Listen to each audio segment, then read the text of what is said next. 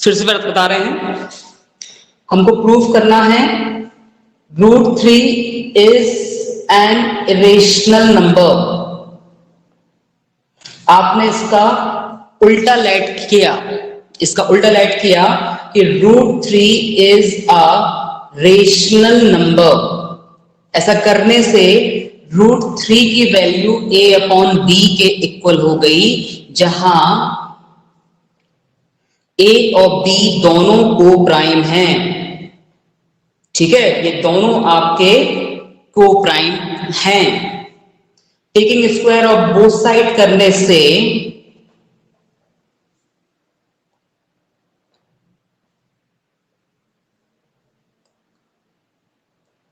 इतना हो गया।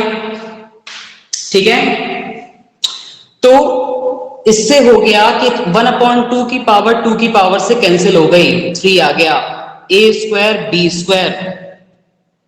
आफ्टर क्रॉस मल्टीप्लीकेशन आपको 3b² और a² मिल गया। इसका मतलब हुआ कि 3 की टेबल में a² आता है, तो 3 की टेबल में a आएगा। इसको इक्वेशन 2 दे दिया। ठीक है, माना आपने कि 3 की टेबल में a 3 टाइम्स में आता है, 3 1 जा 3, 3 2 जा 6, 3 3 जा 9, 3 c जा a। समझ रहे? जहां c आपका एक इंटीजर है,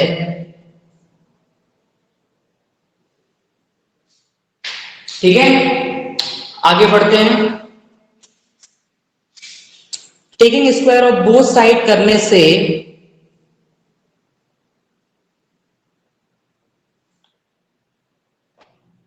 taking square of both side करने से हमने 3c का स्क्वायर किया तो आया 9c²। ठीक है, और a का स्क्वायर किया तो आया a²। आगे बढ़ते हैं।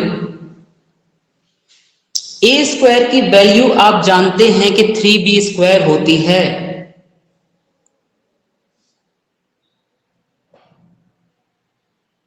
इसका मतलब यह हुआ कि b² = 3c का स्क्वायर आपने डिवाइड बाय 3 कर दिया। इसमें 3 से डिवाइड किया, 3 से 3 कैंसिल हो गए, इसमें 3 से डिवाइड किया तो 3 से 9 कैंसिल होके 3 के रूप में कन्वर्ट हो गया। आगे बढ़ते हैं। इसका मतलब यह हुआ कि 3b² का फैक्टर है,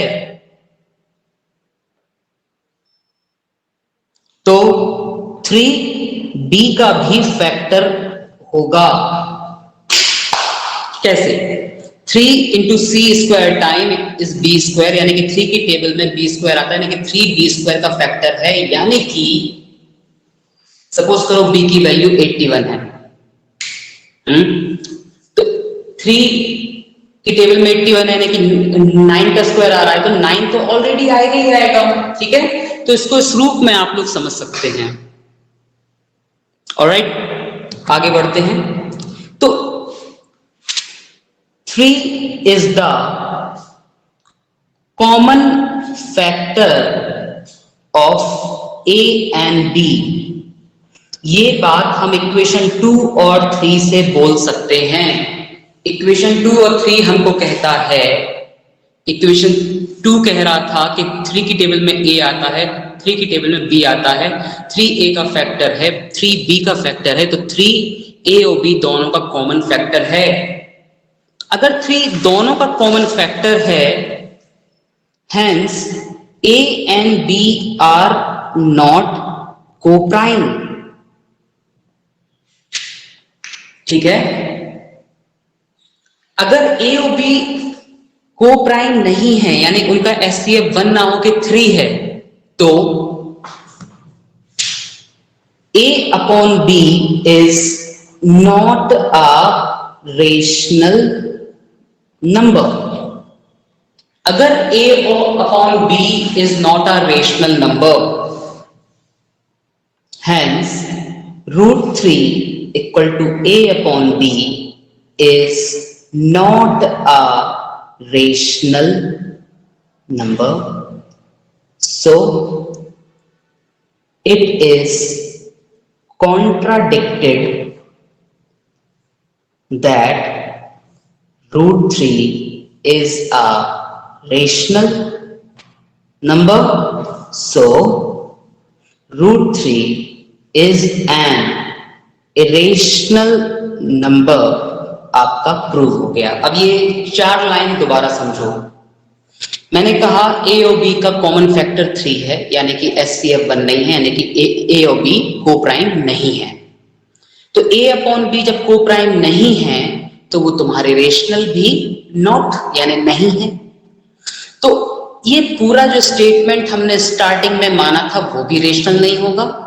तो हम अपनी ही बात से मुकर गए, हमने अपने ही प्रोमिसेस भुला दिए कि वो अपने आप में हमारा रेशनल है। अगर वो अपने आप में हमारा रेशनल नहीं है तो वो क्या है? वो अपने आप में रेशनल है।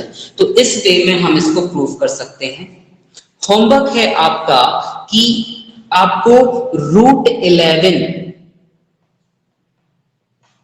और रूट पी माने एक वेरिएबल, इनको आपको इरेशनल प्रूफ करके लाना है। ठीक है, ये आपका होमवर्क है। आप लोग मुझे पर्सनली व्हाट्सएप कर सकते हैं, ग्रुप में सेंड मत करिएगा। ठीक है, एक सम है आपका कि प्रूफ करो root 5 is an irrational number. ये सम असल में आपका एक्सरसाइज का सम है 1 पॉइंट जो आने वाली है 3, उसका क्वेश्चन नंबर 1 है। ये कौन सा सम है? 1। ठीक है, तो सबसे पहले हमने लेट किया root 5 is irrational, hence root 5 equal to a upon B. और अगर रूट a अपॉन बी अपने आप में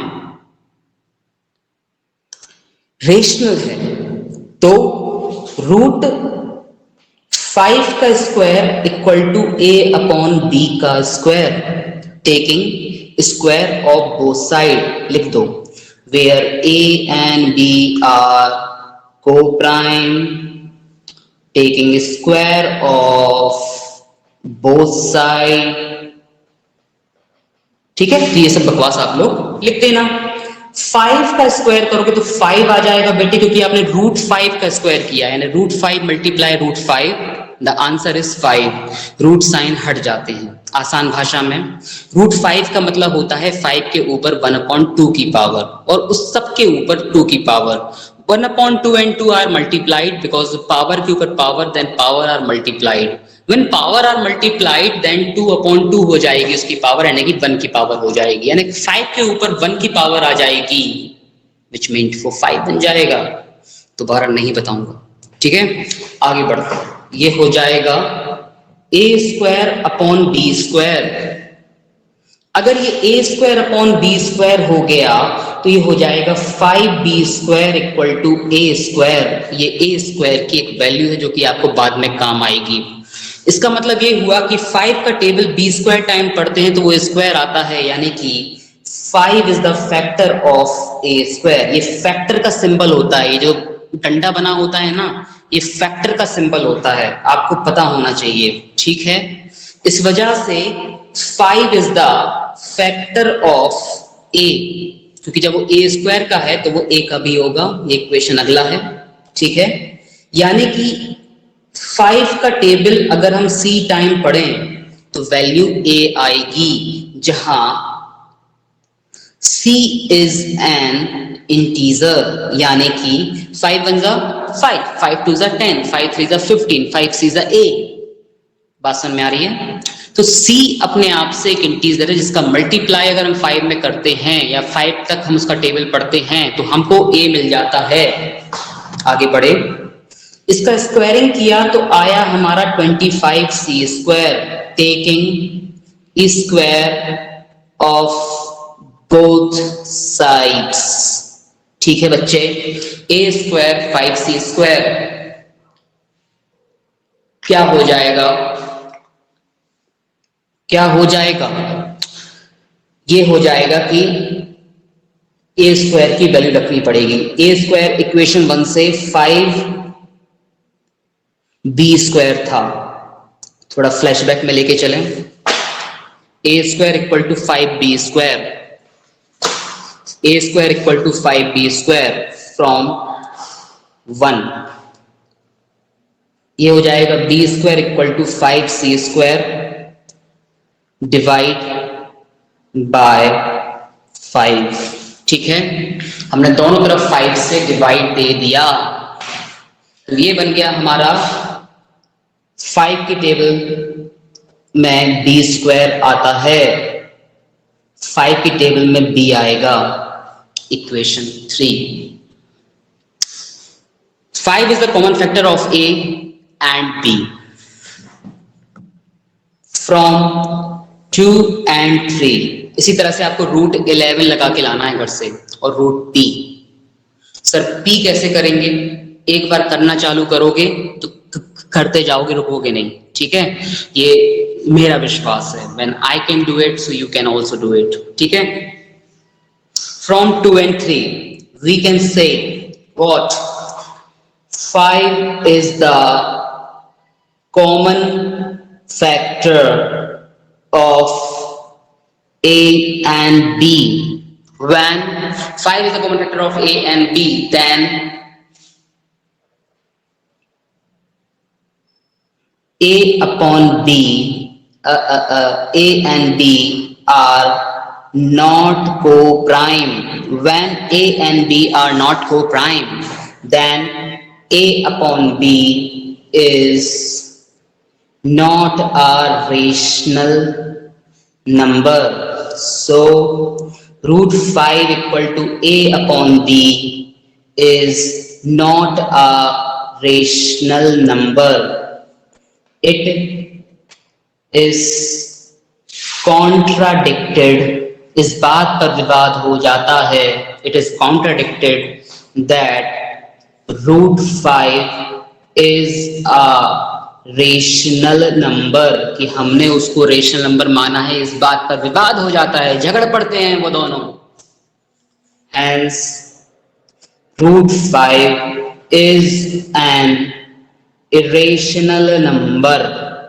तो इस तरह से आपके आज 2 सम हो गए। ठीक है, आपको घर से लगा के लाने हैं। ठीक है ना, तो घर से आपको क्या लगा के लाना है, आपको आपका होमवर्क पता होना चाहिए। अभी समय है हमारे पास, तो मैं आपको बता दूं, फिर से बता दूं एक बार।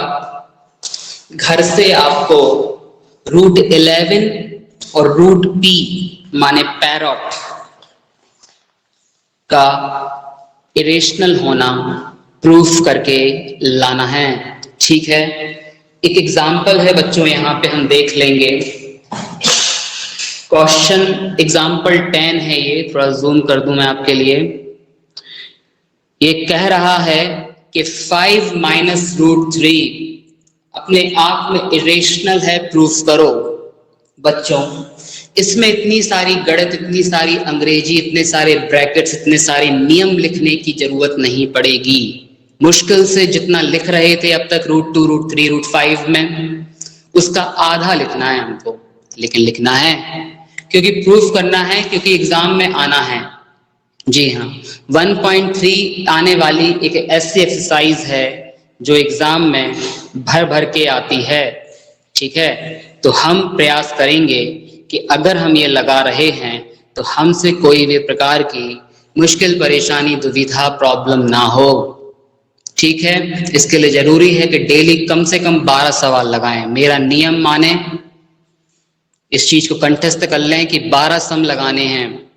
ठीक है, अगर 12 सम आप एग्जाम तक अगर डेली लगा रहे हैं तो आपका पेपर बहुत शानदार जाने वाला है। अगर आप घर पे पबजी खेल रहे हैं, विश्वास मानिए पेपर अच्छा नहीं जाने वाला है। ठीक है, 12 सम लगाएं। एग्जाम्पल 10, एग्जाम्पल 10 कह रहा है शो करो . . . . . . . . . . . . . . . . . . . . . . . . . . . . . . . . . . . . . . . . . . . . . . . . . . . . . . . . . .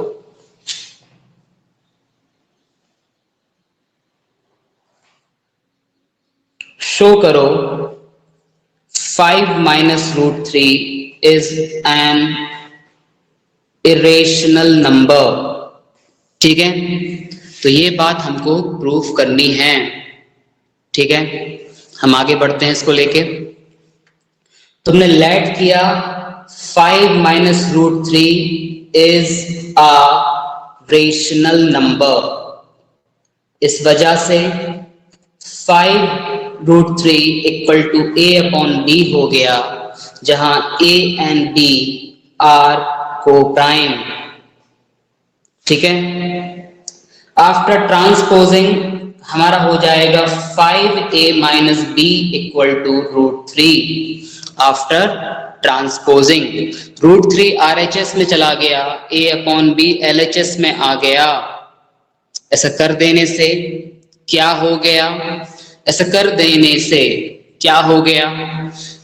आपने क्या किया, आपने यहां लिखा 5b माइनस a अपसीएम ले लिया, है ना। Since a and b are co-prime, hence 5b minus a upon b is a rational number.